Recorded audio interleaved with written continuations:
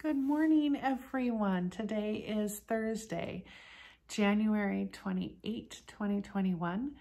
My name is Karen Bodenschatz, and I serve as Associate Pastor at First Lutheran Church in Onalaska, Wisconsin, and this is my morning musing. So I've had a lot of different things running around in my head, but I was listening to a podcast on my walk yesterday by Brene Brown. I will link it in the description below because I think it's really important and it was really good fodder for thinking. But what I wanted to talk to you about today, it ties with a whole bunch of other things that I've been thinking about. But most importantly, I think it's one of the ways that we as a faith community can grow. And that is one of the things that Dr. Brown was talking about is the prevalence of dehumanization that we see in our world. And dehumanization is exactly what it sounds like.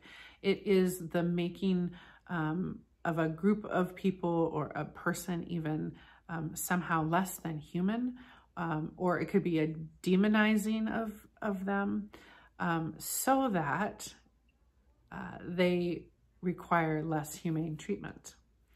Dehumanization has been the root of acts of violence, human rights violations, war crimes, and genocide.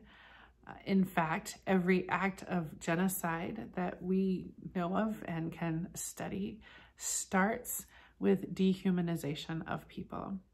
And you may think, well, I don't do that, but here's how dehumanization starts. It's so sneaky, friends, so incredibly sneaky. It starts with the words that we choose to use about people.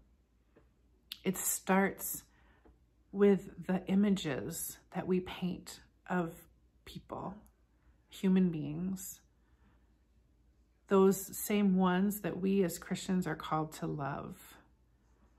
And yet in our current culture, the hyperbole and the demonization of the other, the them, not the us, the them, is so prevalent. It has reached the highest offices of our government, and it's leading to all those things: violence, human rights violations, war crimes. It could lead to genocide. I think of the rhetoric that I keep hearing, the ways that we begin to talk about each other, and it's really disturbing. And I do it too. I think we all do it. It's just a part of our culture. It's how we get across our disagreement with people. We simply begin to call people names. I mean, that's the first thing, which didn't we learn in kindergarten? We shouldn't call people names. We then begin to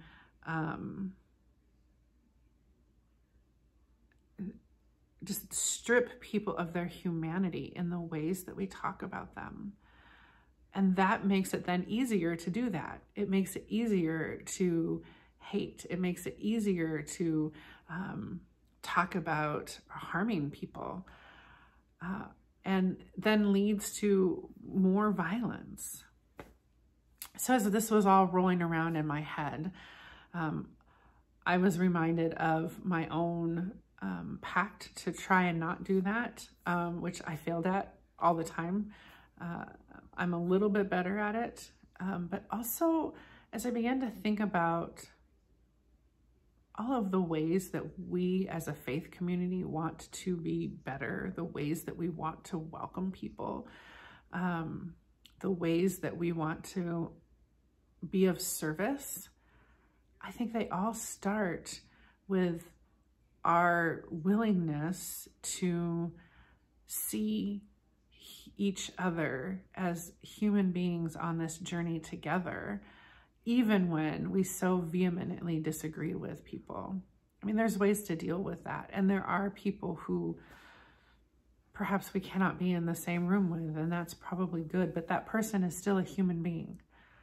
That person still deserves humane treatment.